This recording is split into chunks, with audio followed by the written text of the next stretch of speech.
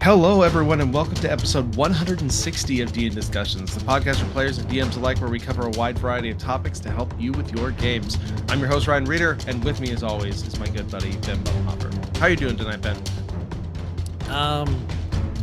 I just got hit with a revelation that you and I talked about, and it's still kind of throwing me a little bit for a loop. So that's about it, really. But Yeah, is it okay. that we've been doing this for like 7 years? Yeah. Yeah.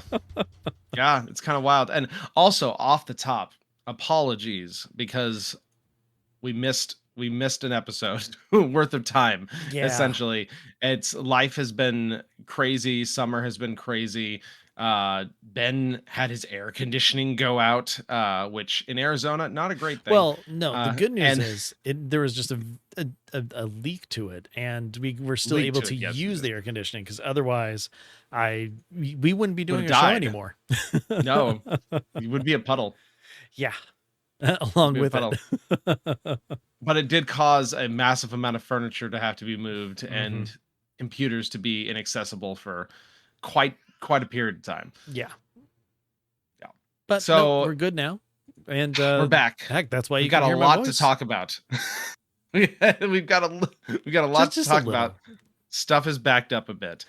Yeah, we're gonna it's skip really funny. like every 3 words or so just to fit everything in. So we're gonna start that now, saying new, good, awesome. That's the entire topic right there. And this is going to be even crazier. And I'm glad we were able to sneak this in because, and we'll talk about this shortly, but Gen Con is going to be happening this upcoming week. And Wizards always announces quite a bit of stuff at Gen Con. So we've got to get all the stuff they announced before that so that next episode, we can talk about all the cool Gen Con stuff. So Ben, let's dive in real fast because there's a lot of stuff to talk about, and we also have a really good topic that came from a listener question that we want to cover in this episode. So first off, real fast, we have our D&D Beyond July drop. Again, this is for your Hero and Master tier subscribers on D&D Beyond. We are getting para elementals, martial feats, and more. So we're getting 4 new elementals. We got some new elemental maps for the maps VTT, as well as 12 para elemental stickers. We also have a few new magic items, a few new feats, and they actually have a really good article, and we'll link this in the show notes, where they actually have a little like section called Detect Thoughts, which is basically them kind of talking about the options, like the why behind them, and a little bit of the background. Yeah. And I mean, just for a quick brief thing, a para elemental is essentially where planes converge. So like where the air plane and the fire plane converge, that's where the plane of ash is. Air and water, plane of ice. Earth and fire is magma, and then like earth and water is ooze. So yeah, which is super cool. So you were getting ice elementals, magma elementals, mud elementals, and smoke elementals. Yeah. So the mixing of the elements. So yeah, they're all CR6. They all have new art for them, which is super cool. I love that they're doing a lot of like just art for these drops as well for the monsters, and they look really cool. Yeah. So we'll have a link to it. Obviously, if you're subscribed, you get it. And if you're not, as they said, I think it was a month or 2 ago now, they are going to be rolling all these up into a pack at least yearly that you can then purchase and have forever without having to have the subscription to access the content. So if you are subscribed or want to for some of this, you can. And if not, you can wait for the roundup pack. Yeah, exactly. It's some cool stuff. And I mean, it's just a small thing that they gave us this month, which was really great. I really do like this as an added extra for subscribing. Yeah. It is kind of nice. I agree. Little Instead freebie of extra. a background for your character sheet, which you can't see the artwork because your character sheet is over it. Yeah. It's definitely one of those things that does make me want to stay subscribed more. Hmm. So, um, also, for those who use the Maps VTT on D&D Beyond, they just added condition tracking, which is, of course, extremely handy to have, especially in big fights where lots of conditions can be thrown out. Um, so now in the token menu on Maps, they have a condition tracking menu that you can pop open and then, just click on, oh, how many levels of exhaustion do I have? Blinded, charmed, like pretty much Prone, any of or the yeah. main, yeah, paralyzed, stunned, restrained, any of the main ones that you might have.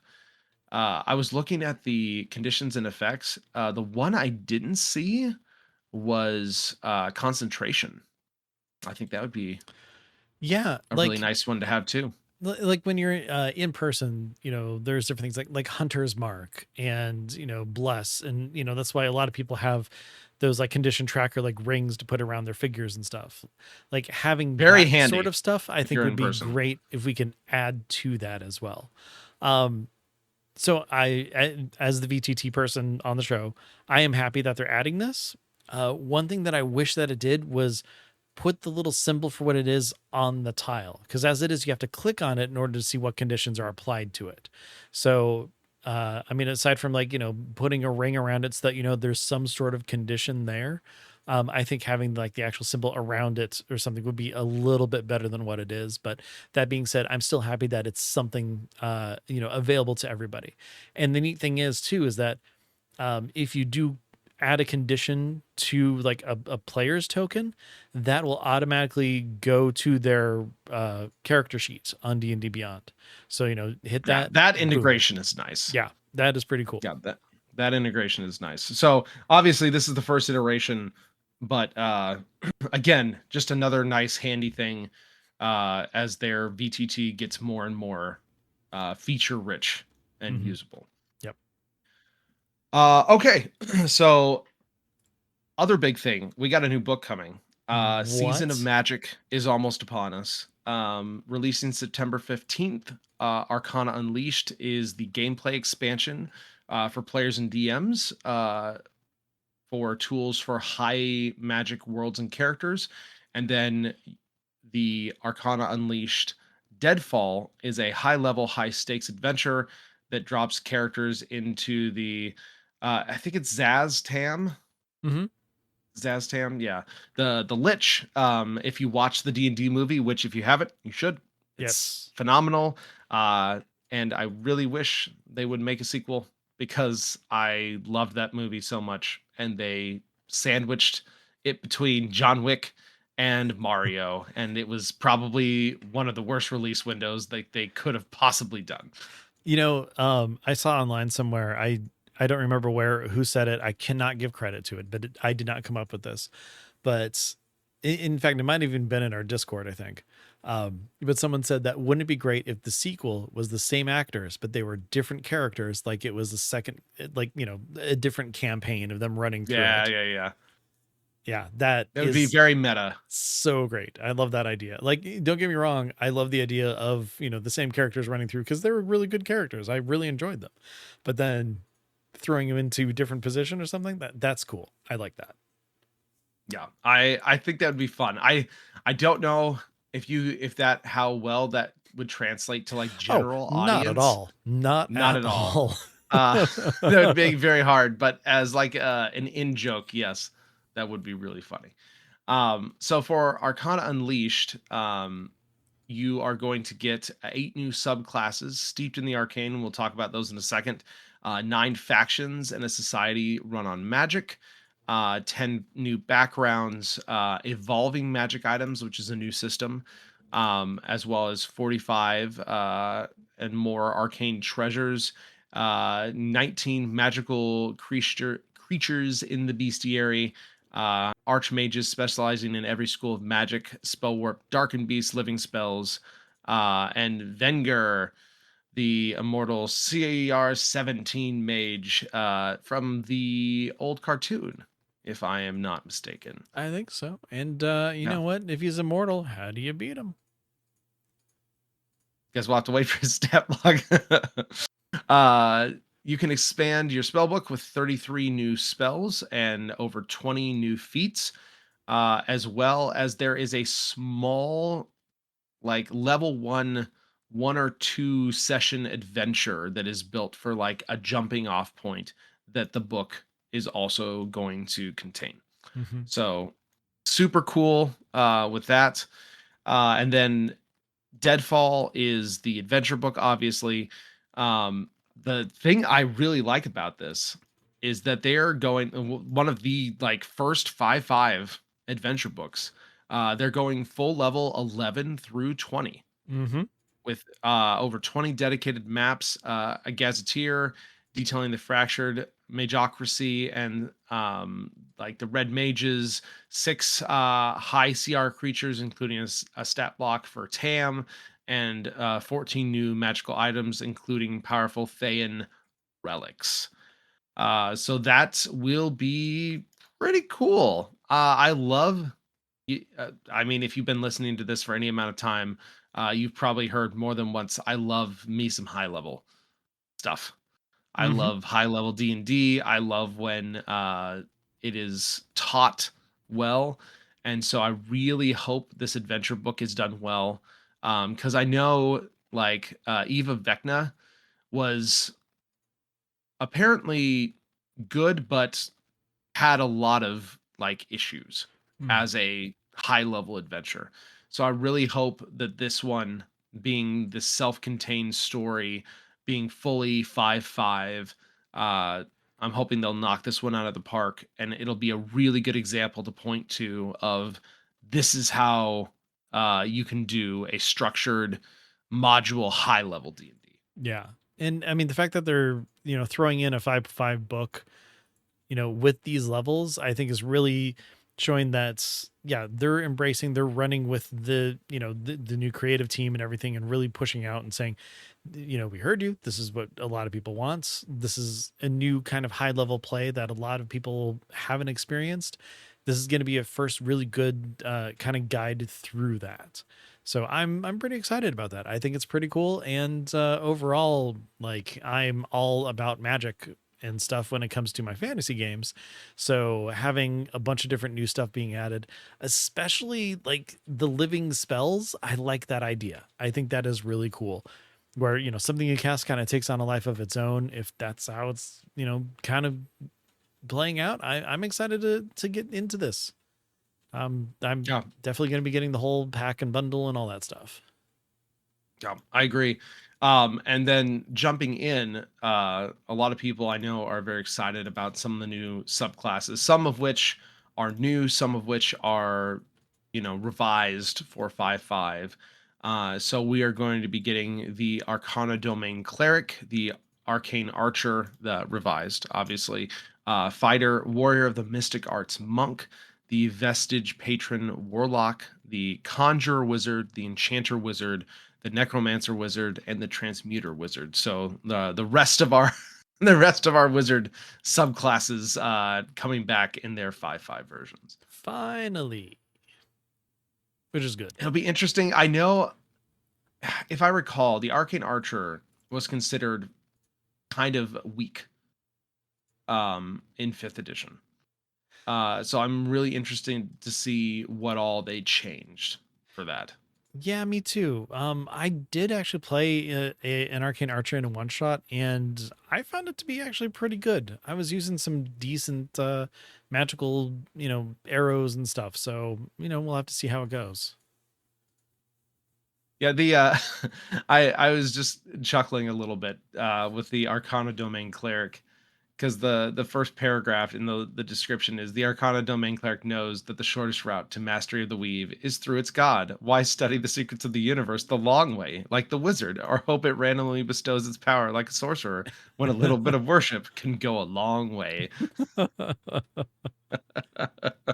Nice. I kind of like that. It's I think that would be, just from a character perspective, a very interesting take on a cleric. Oh yeah, and especially if you're dealing with, the god or goddess of magic, coming across sorcerers or wizards and stuff, just kind of looking down on them and be like, you really did that wrong. Just, a little praise here and there. That's all that matters. Yep. I think Yeah. it's cool. No, I like it. And then obviously the Vestige Patron, just from an RP standpoint, is also really interesting because it's Mhm. just like I'm harnessing the power of this dying or dead entity, right? Yeah. And I mean, just the I just think storytelling it's for kind of a that. cool concept. Yeah, I agree. Yeah. There's a lot of different Um, ways to go with that too. Conjurer Wizard always holds a special place in my heart as well because that was my very first character. Yeah. Um, And we'll have to I see was how that kind of came across, because I know that we initially had some misgivings with the first UA that we saw with it.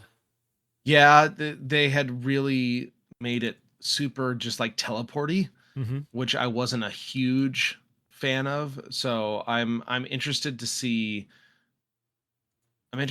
what like the end case for it or the end state for it came up as. Yeah. And I mean, in the description of it even says, to a conjurer, a summoning is merely another type of teleportation, the relocation of an angel or devil from one plane of existence to another. So they're looking at it still as, teleporty, but it looks like it could potentially have more to it, with I hope so. conjuration into it, as opposed to Yeah. just, I'm just going to be over there now. Yeah, it felt a little lacking. So yeah, I'm interested. I'm looking forward to getting my hands on this book for sure. Yeah. There's a lot of good player options that I wanna see. Okay, so jumping over from that, obviously we have Arcana Unleashed Deadfall for those who like running modules, which is a great way to play and run a campaign. Um, there's a great article about it on Wargamer that had an interview and some details as well that we'll link in the show notes. But they're just talking about it being high level campaigns are a rare thing. The last one was Vecna Eve of Ruin, an ambitious adventure that suffered from thin writing and the occasional balance issues. Obviously, balancing is going to be an issue regardless Hmm. when you're running a high level campaign, especially if it's a module, because you can't account for everything. You cannot account for every uh, class type, and you cannot account for every party combination, which is also going to bring its own mix of of complexity into a module. Yeah. And especially since this one's starting at level 11, if your characters start at level 11, great. You can use that, for Deadfall and go through there. But if you're bringing existing characters in, what's to say that they don't have some insanely overpowered magic item from before or something, or however they built their characters? Maybe they have an extra feat or something that you gave them. So yeah, accounting for everything in D&D is just something that doesn't happen. Yeah, and that's part of what's on the DM as Hmm. well, right? Because this is not going to be a module you're going to recommend for a first time No, DM. definitely not. This is going to be for a DM and or group that has already cut their teeth on 5th edition for a bit, maybe on 5.5 for a bit, and they're looking for something higher level gameplay without having to put all that together themselves. Hmm. And just speaking from experience as someone who has run a lot of high level stuff, you're going to have to still supplement the module. And they even say it's not a gigantic module. Like it's 112 pages. So this is not like your Curse of Strahd level book thickness, Hmm. right? So it's but I love that they're supporting it. We are over 10 years into some iteration of 5th edition. I think we are the time is ripe for higher level stuff. Yeah. I think there's plenty of introductory things to introductory modules to pull people in, and those who have been playing a little while, especially because a lot of modules don't go past 10 or 12. Um, so I think having more content like this for those who have been around a little bit and are looking to cut their teeth into something more complex or something higher level is a great thing to have. Yep, definitely. Okay, so we also mentioned this earlier. Gen Con gonna coming this week. As of this recording, this is the week of June 27th. Gen Con is just a few days away, and D&D has announced that they're doing this crazy D&D tower. So they're taking over this whole theater that is near the Gen Con venue, and they're going to be having all sorts of different events at this place, kind of adjacent to Gen Con. So on Thursday, the 30th, they're going to have this D&D Vision Keynote 2027. So this is going to be just like a, hey, what's coming next? What does the next year look like? On Saturday, they're going to have the Dungeon Masters live play. So if you've been following along for on the D&D's official live play, which has been very good so far, they're going to have a live play of that. They're going to talk about music. They're going to have the 20-sided tavern out. They're going to have something called the puppy roll. Oh, that Something they've done a few years now. yeah, that have you ever watched the puppy roll? I have. Yeah. Yeah, I love it. I'm a little sad that Matt Mercer as Omar isn't going to be in it this year, but there's still some pretty good puppies there. Yeah. They have a D&D carnival going on, and then they have tons of different panels they're going to do. Lessons from the dungeon, making your own world, 5 practices for compelling storytelling at your game table, behind the scenes. Character backstory is key to boundless adventure. Setting is story, hero's journey, uh, snoring on the shoulders of giants, the future of fantasy, how to be a D&D game designer, which is super cool. Just to get a lot of the the next generation, right? Hmm. Interested, excited about it, how to do it, elevating your gameplay, how to make every turn memorable. So just all sorts of different things. They even have the Dungeon Master University sessions where you can sign up for a special experience designed to help new and aspiring dungeon masters take their first steps. So yeah, there's just tons of stuff. There's some live plays, Faster Purple Worm, Defeat the Audience, Grim Hollow, Bones of the Empire. That's the one Jason Carl and Ginny D are going to be in. Blackwater D&D. It looks ridiculous. Like it is just absolutely huge. They're calling it D&D Tower because they're taking over the Indiana Repertory Theater. It's 6 floors and there's going to be something on every floor. Yeah. I wish I was going. Yeah. Yeah. No, you are not the only one. I mean, just floor 1 and 2 is just the main stage, and then there's 4 more floors. That's pretty awesome. Yeah, wish I was there for that. Yeah, so we will certainly have a massive recap next episode for everyone who is not going, which will probably be a lot of you. But I'm excited for all the ones of you who can. And speaking of Gen Con announcements, we had a whoopsie. I think it was a roll 20 whoopsie.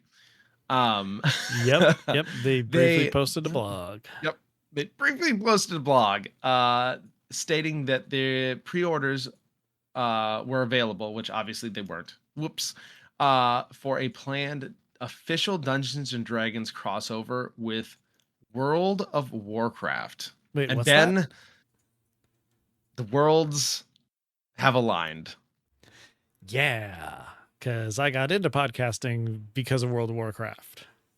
So yeah, this is going to be really interesting, bringing Azeroth into D&D like officially. I mean, there are people who, play and they set their campaign there because it's a fleshed out world. It's a fantasy world. It's something that you can do and, have fun with it. But the idea of bringing a lot of that lore into D&D and having like stat blocks and things available and stuff for it, I think is pretty cool. I'm actually kind of excited to see what happens with this. And I mean, gosh, I really don't know how it'll work, because a lot of like D&D like 4.0 was based around like kind of video game gameplay, where things had like cooldowns of like, oh, well, I could do this twice, I could do this once a fight, I can do this once a day, and things like that.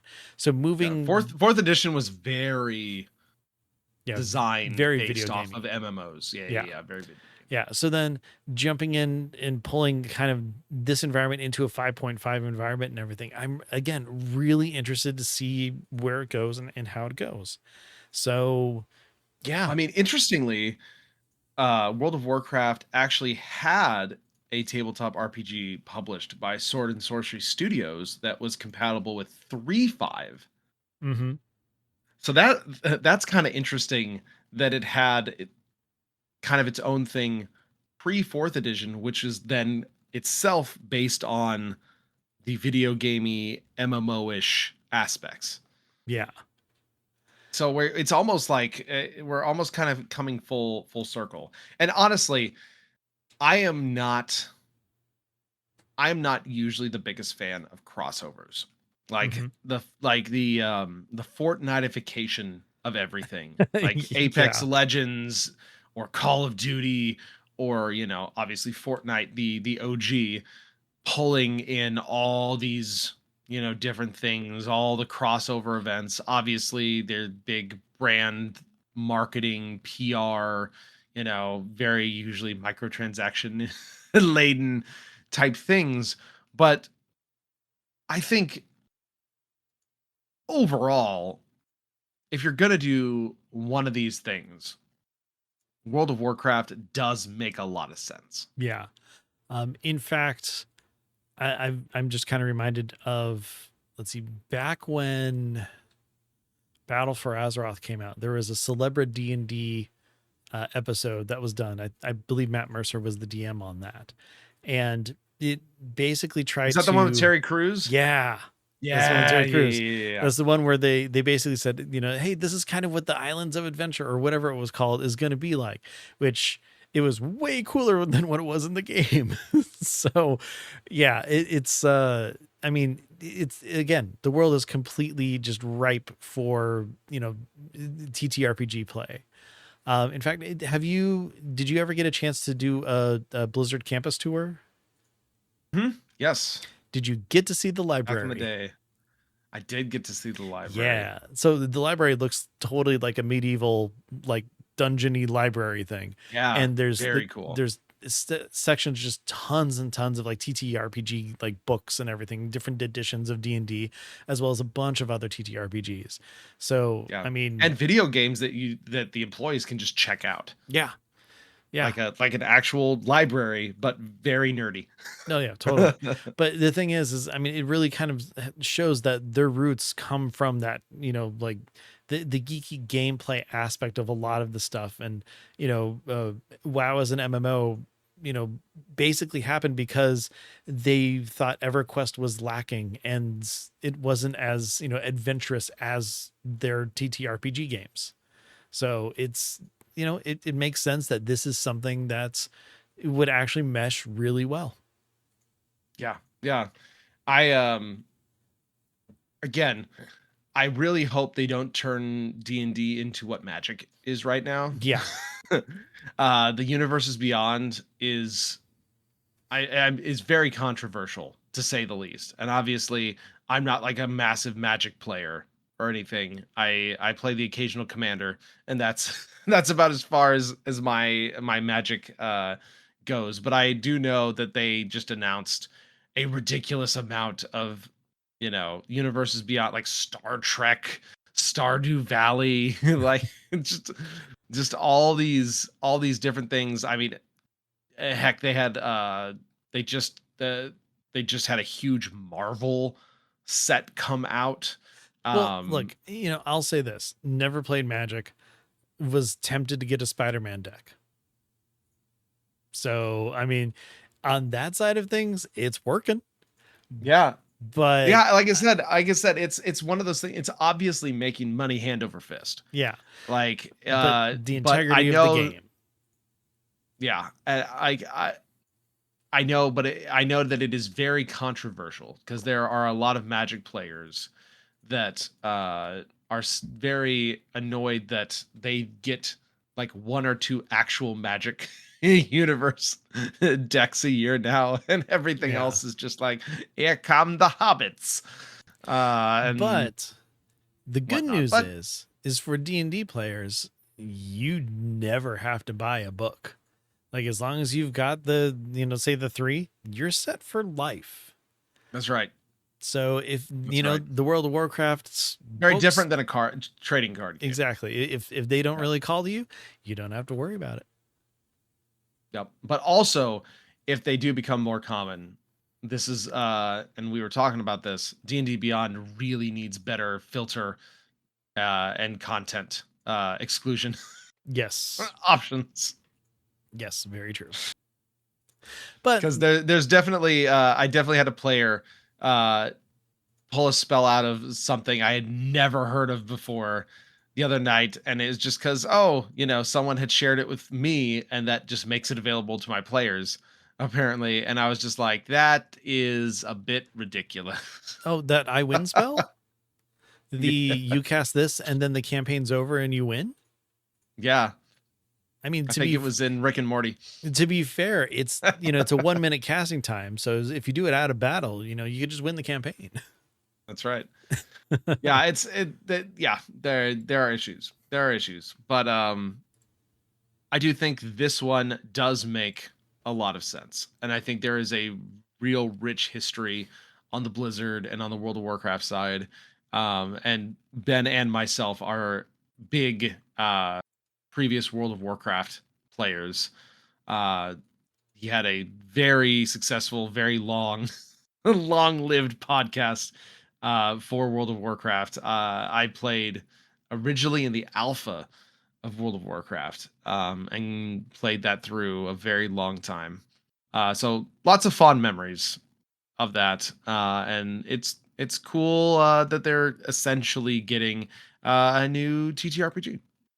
Yeah. So again, this is still rumored, but Roll20 is an official Wizards partner, so that would be quite the fakey thing. So my guess is we will hear more about that during Gen Con. Yeah, 420 episodes of Azeroth Roundtable, and then another 100 before that in Arcanum of Azeroth. So, yeah, Played a little bit of WoW. just a little bit. Yeah. Yep. But now we play a lot of D&D. Yeah, there's that too. Which is also fun and far more flexible. Yes. Okay. Whew. A lot of news. Obviously, a lot has happened in the last few weeks. A lot more will happen in the next week or two.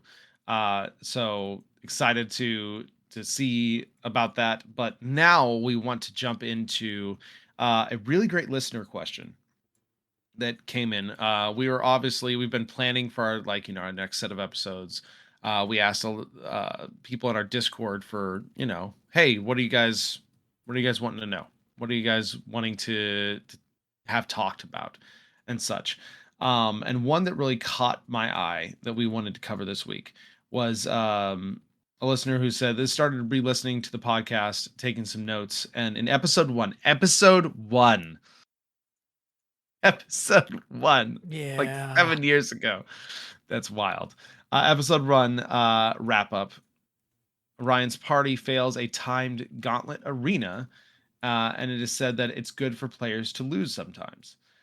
They ask, what is an optimal win to failure ratio in battles, quests, challenges, all of it across the campaign? This phrase helped me pinpoint another origin of frustration with my current game. We rarely win.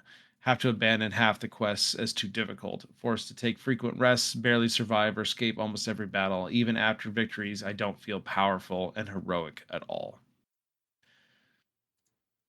This is a really good question. That's a really good question. Because honestly, it's it's just as much art as science. Hmm. Because as we've said in the past, part of the whole balancing is learning your party and getting to know your party over time. Because the more you do that, the better you can, key in those encounters for your party specifically. Um, I would say if you're looking for like a win to failure ratio, I hope, and obviously, again, this is affected by the player's decision making too. There are times when people are going to mess up, or the dice are not going to go your way, or the players just pick the stupid the stupid decision or whatever, or ignore foreshadowing, or plot points, or are just overly confident, right? So let's push that to the side, because those are factors that can affect your balance regardless of what you do. Yeah. um I would say I would expect my players to succeed at least 75 to 80% of the time. Now, the level at which they succeed may be different. Some of that percentage may be um really like succeed with flying colors, or succeed so much that they like bypass the encounter completely because their plan was really good and the encounter didn't even happen, and that is a success. That is still a success. um some of those I expect to be, skin of their teeth type uh successes, where you succeed, you just barely make it, but you can feel good about it, right? Some of those, and then some of the other percentage might be I barely failed, or I succeeded, but, you know, XYZ bad thing also happened. So it's kind of a, mixed bag of things. And then there will be times when the players fail. And again, that is not necessarily a bad thing. Like, failure can be storytelling, whether it's because of an encounter that they wasn't prepared for, or because the dice are telling a story. Failure is not always a bad thing. And failure doesn't always mean it ends in like a TPK either. Hmm. It Failure could mean we ran away. And that's fine, because that might have been the smart thing to do. So we didn't win, but we survived, right? Or But failure may be running away someone could dies. also be the success. Yeah, running away could be a success as well. So, and yeah, and failure could mean someone dies, not the whole party, but maybe a person dies. Um, so I mean, it's, and obviously failure can end in a TPK, and that's not something that should ever be super common unless you are specifically playing that type of game. Yeah. And I think that's ultimately where it comes back to, is the DM should set the expectations of the type of campaign it is before the campaign starts. This should be a session zero conversation. This should be a, yes, this is heroic fantasy. You'll get to use your cool stuff. It'll be about, overcoming the odds. Uh, but I don't expect it to be super deadly all the time, right? Or this is a dungeon crawl. This is going to be a meat grinder. You know, Come have with four three backup backups. Yeah. characters. Yeah. Ready to go. But that's something that should be telegraphed or specifically stated at the very beginning. So if you are playing, and just to address this question specifically, if you are playing in something like this, and this was not the way things were stated, or this was not something that was planned for, this type of we just lose all the time, or everything feels out of reach, or nothing feels completable. That's a conversation that needs to be had with the DM. Yeah. So I'll start off by agreeing with you by saying that yes, this is a session zero discussion. To liken it to video games, I don't play the Souls games because I don't want that sort of frustration. I don't want that sort of, some people call it challenge. That's fine. There's a game out there for someone who loves that kind of stuff. They want to think strategically through every single situation and like min max and all that stuff. And that's fine. That's one way to play the game. I don't find that sort of stuff enjoyable at all. I get a video game and I'm playing on hard and I'm not having fun, I jump into normal. I'm playing on normal 100%. and it's too hard and I'm not enjoying myself, I drop it to easy. I don't care because it's my free time. I'm choosing how I want to spend it, and that is going to be enjoying it. Preach. Yeah, if I want Preach. if That I is want the so how I challenge, feel these days. yeah, if I want the challenge, I'll bump it up. That's why there's a sliding scale there. D&D also has a sliding scale. And again, session zero is where you kind of set where that scale is. But even more so, it comes from discussions and communication between the DM and the party. So to ring the the open communication bell again, like we do with every single topic that we have that involves, potential friction and stuff, that's where it comes down to. I was in a campaign where it was basically kind of communicated. It's like, oh yeah, I try to have like a living, breathing world and stuff. It's like, okay, this is cool. We started out at level 1. We were like 4 or 5 sessions in, going into combat pretty much every single session. We had not leveled yet, even though we had enough XP, because it was an XP based thing, to be level 3, almost level 4. But because the DM said that, no, you can only level up during downtime. It's like, okay, that might work in a previous system that you used before. But 5th edition specifically, level 1 is basically, hey, this is your intro session.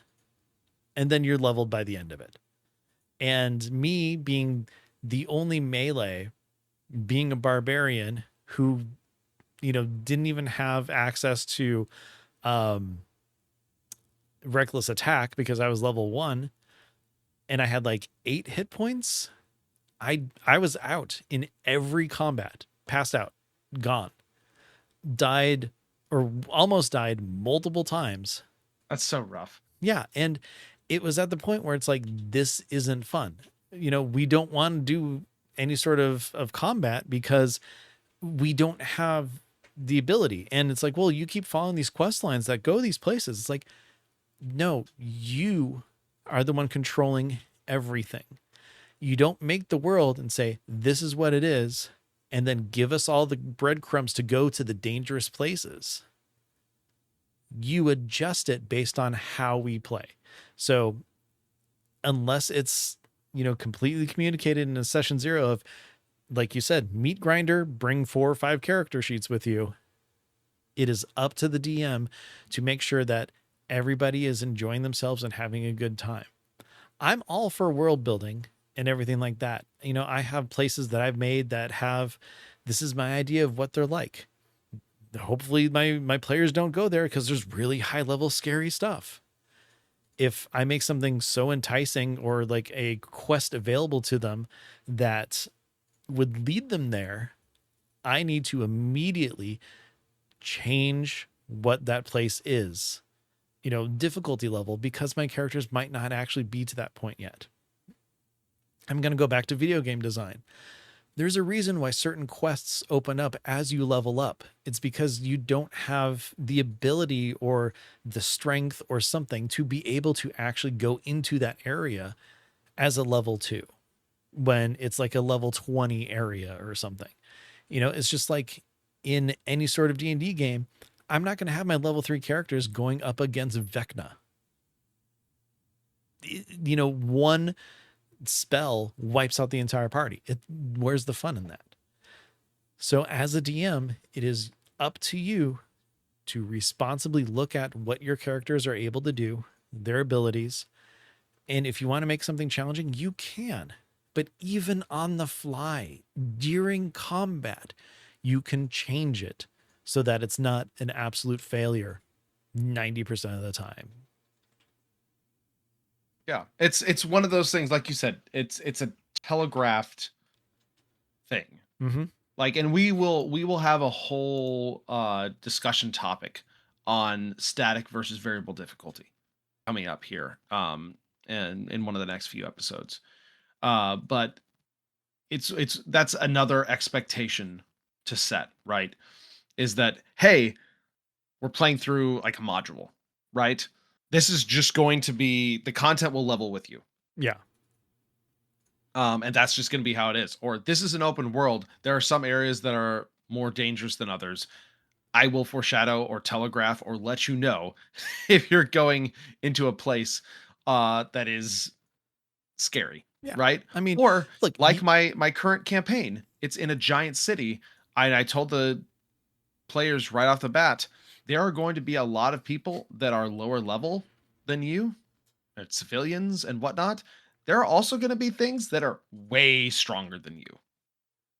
And again, I'm going to do my best to foreshadow things and telegraph things, but you're going to have to make the decisions about what you Mhm. interact with and how you approach that.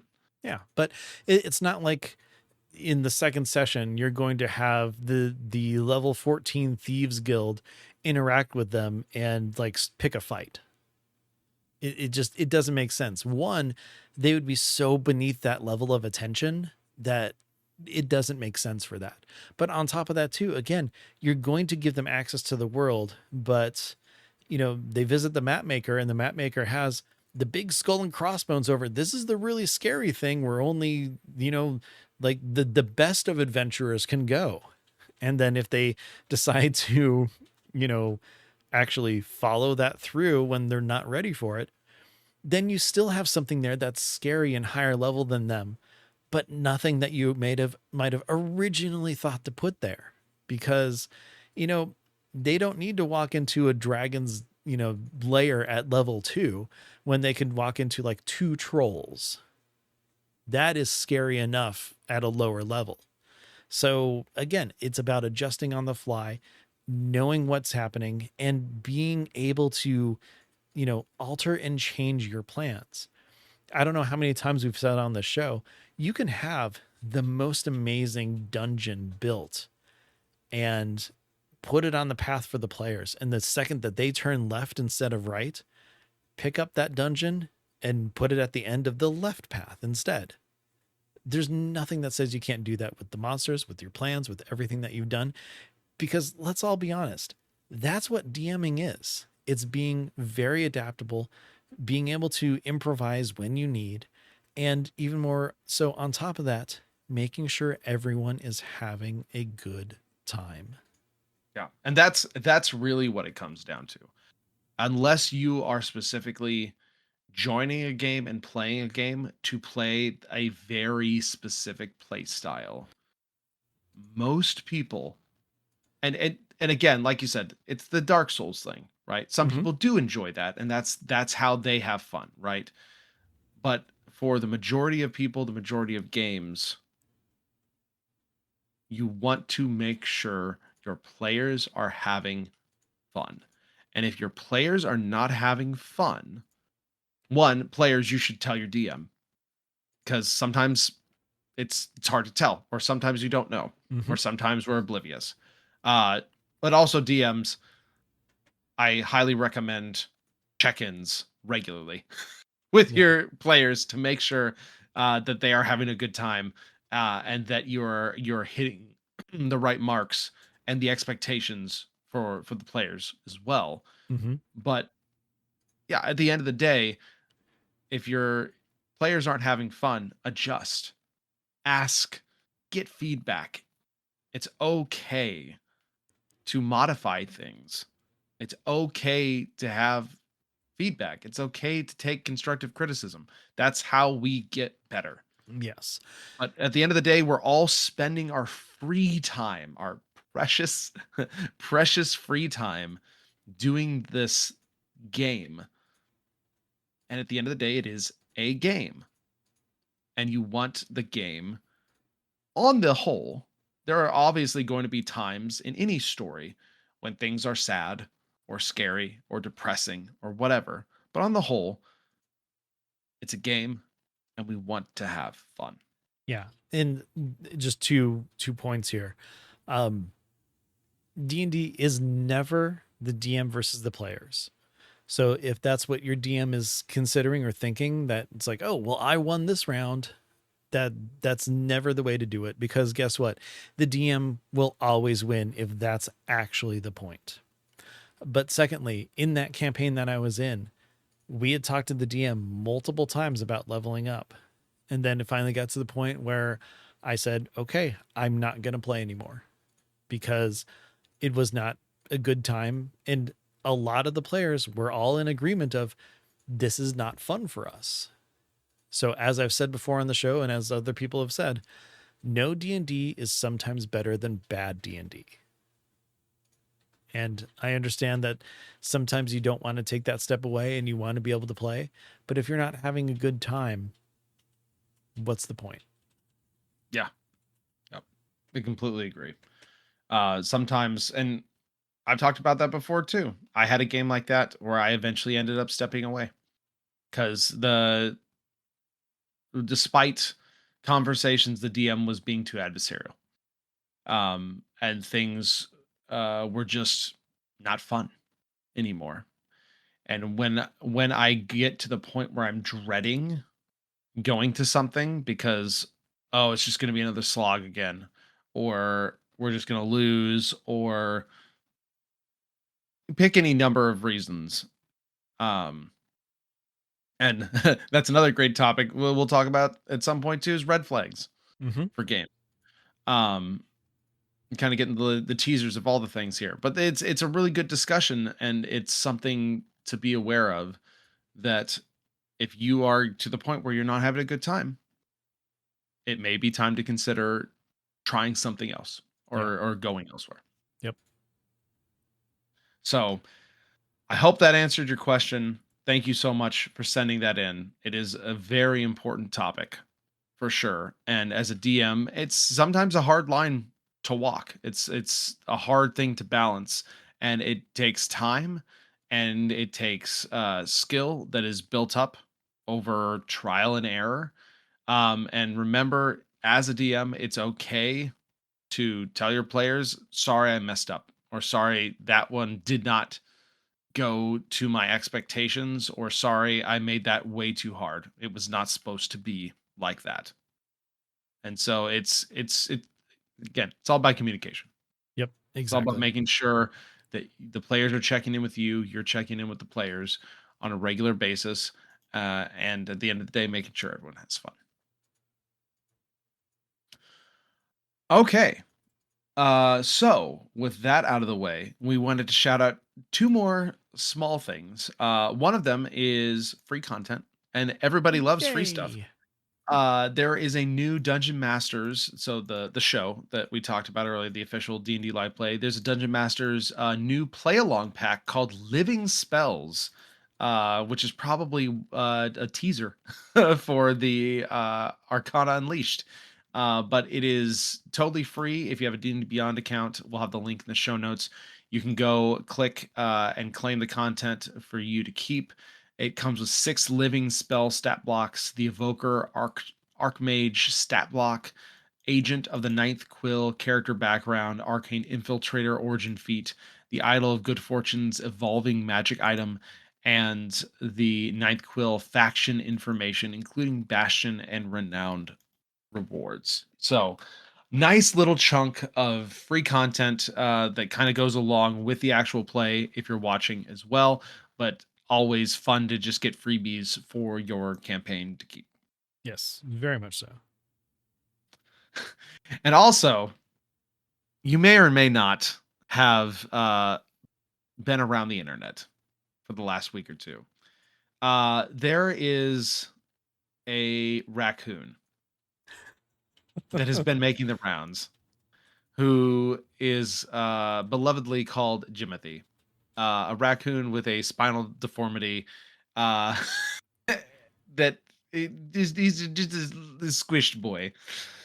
He's just a Yeah. sweet squished boy, and he has captured the heart of the internet. Well, several TTRPGs, including D&D, have decided, oh, this is so fun and great PR. We're gonna just work up a stat block for it.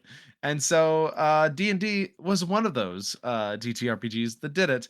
And so there is now a freebie Jimothy Beloved Cryptid stat block Yeah. with a cute little quick art thing by one of the uh, one of the employees at D&D Beyond. So we'll have a link to it if it's your thing.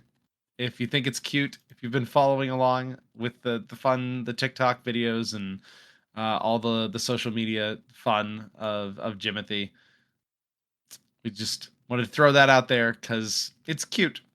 Just a cute little raccoon. Yep. I mean, and with moves like Nibble or Hurl Garbage or Captivate, where you can charm someone, yeah, I think it's a pretty good stat block for him. Yeah, just silly.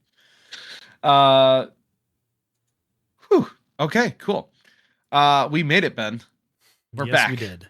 We're back in back action, and better than ever. back and better than ever. Uh, Well, that's actually up for the listeners to decide. I think we're better yeah. than ever. It just it's like wine, just gets better with age. Yeah, and we're so old, we must be the best. So old. uh, but enough about how old we are. How about we talk a little bit about what we've been doing in our games? Because I'm just that's gonna an say, actual fun thing. just skip me. I do have a one Just shot. give me. I have a one shot coming this weekend. One of my players is actually running it. Oh, So, do you know what it's about? Have you made a no, character yet? yeah, I'm a level 15 monk. Oh, see, high level D&D, baby. Yeah, no idea what's gonna happen, but I am a flamekin, and I'm gonna be the monk, the way of the elements. Oh, so your avatar and full avatar. Yep, probably focusing more on flame, but we'll see how it goes. Yeah, that sounds super fun. I cannot wait to hear about it. Yeah. How about you though? It's been forever since we've checked in with your game because we haven't recorded. Ugh, So how are yeah, things yeah. going? No, I've got two new players that stepped in Oh yeah, that's to right. join. Yeah, to join. And that's been really good.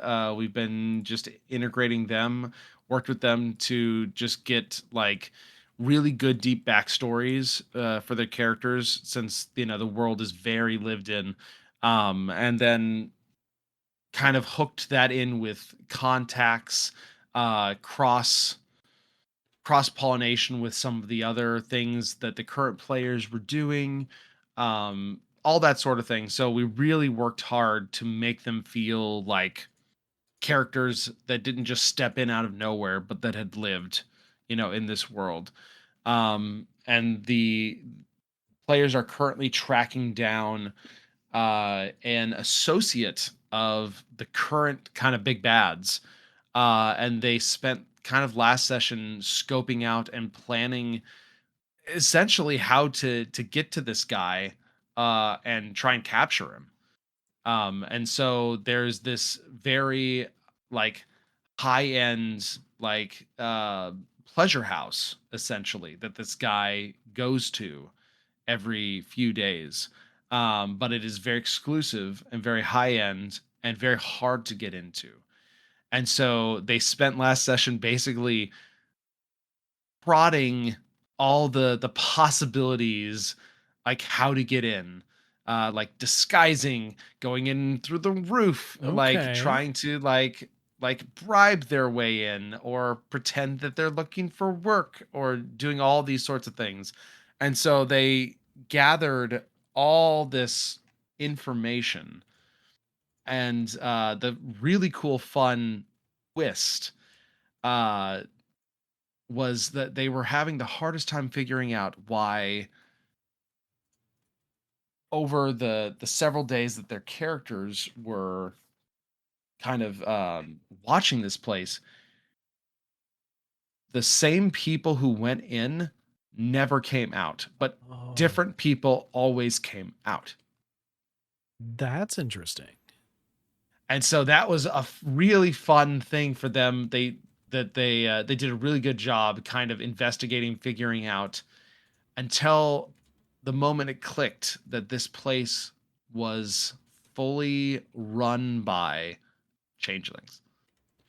That makes sense, and that is actually really cool. Yeah, it ended up being super cool. It was very fun. Very fun to see them kind of just go, "What? Where are these people going?" Like trying to investigate like the sewers if there was, like a secret exit out of the establishment, or what is going on. Um but what better for high-end security than to not be able to know who's who Yeah, no as people kidding. come in and out. Yeah, yeah.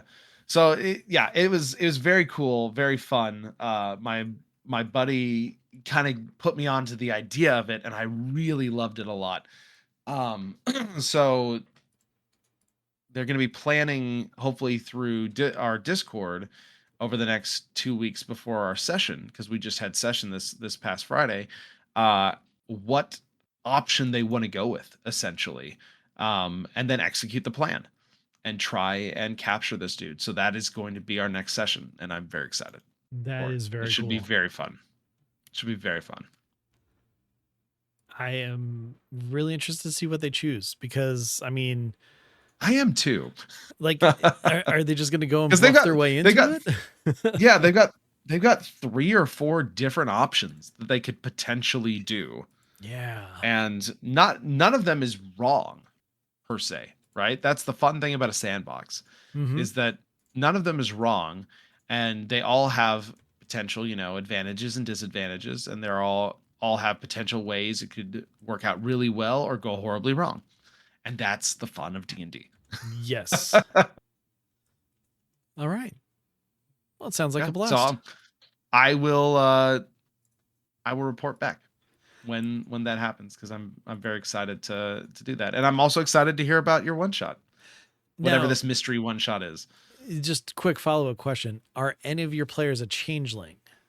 No. Okay, I was gonna say because that could make it really interesting. The one who kind of was is the one that died. Oh no. But on top of that, though, that leads into even more potential storytelling based off of Yeah. them. Uh, That's there's cool too. there's definitely one of the characters has some connections to the establishment through an ancillary partner Okay, as well. So yeah, I'm really interested to see how it all goes down. I'm very excited. that's awesome. Very excited. But that will be for another episode. And until then, I think that will wrap things up for us. Again, thank you everyone so much for your patience while life happens. And we're excited to finally be back recording, and hopefully back on our normal every other week track. So, as always, thank you, Ben. And why don't you tell everyone where we can be reached? You bet. So as we mentioned before, we did have a question come in from a listener, and that question was asked in our Discord. Now, if you want to join our Discord, it's a great little community. We have a bunch of people in there telling us about their games, asking questions, sharing memes, just lots of fun. You can always find a link to that on our website, which is dndiscussions at no, that's the email. Teamdiscussions.com is the website. Now, if you're kind of shy, don't really want to say anything, in Discord with a bunch of people there, you can always reach out on Blue Sky. The show is at DN Discussions. Ryan's at TBK Zord. I'm at Ben Bumhofer. Or, if that's still a little too public, you can always email us. Send those to dndiscussions@gmail.com. We'd love to hear from you. Questions, comments about the show, or just tell us stories about what's going on in your game. We'd love to hear about all of that stuff. If you're sitting here listening like, what do these guys know about playing Dungeons and Dragons? Sure, they talked about it a whole bunch, and Ryan just told him about his game. What about Ben? Well, I'm on a show called Plus 5 to Hit. It's an actual play podcast where we are wheeling and dealing and doing some fun stuff. So check out Plus 5 to Hits wherever your podcasts are played. I was going to say sold, but we don't sell it, so played. That works. This show, though, D&D Discussions, everybody, thank you so much for your support. Listeners, thanks again for your patience. We really appreciate it. We think you guys are tops. Ryan, you're pretty cool, too. Thanks for joining me this episode. I think the same of you. Oh, well, thanks. And then with that, everybody, until next time, roll high and be good to each other. Take care. I didn't find my mute button. I'm like, God. Oh my gosh, it's been so long. You forgot what he says. Take care, and we'll see you soon.